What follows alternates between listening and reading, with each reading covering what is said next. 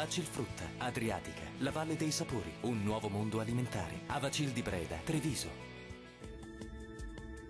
Il mese di febbraio si apre con una diffusa instabilità sulle nostre regioni. Vediamo insieme nel dettaglio cosa ci attende per la giornata del 1° febbraio.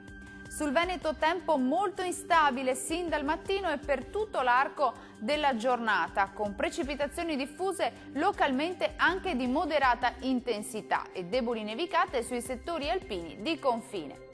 Le temperature massime saranno comprese tra i 5 e i 13 gradi, valori minimi tra 3 e 8 gradi circa. Spostiamoci ora a vedere che tempo farà sul Friuli Venezia Giulia. Condizioni di maltempo con piogge diffuse un po' ovunque sulla nostra regione, anche di moderata intensità e con rischio di locali nubifragi.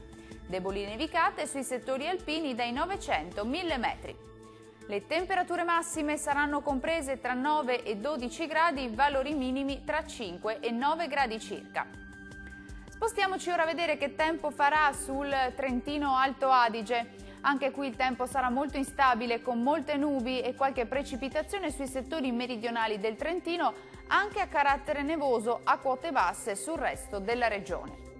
Temperature massime che si attesteranno intorno agli 8 gradi, minime tra lo 0 e i 3 gradi.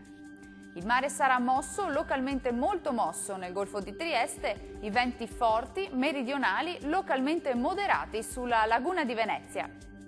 Dal meteo per ora è tutto, arrivederci!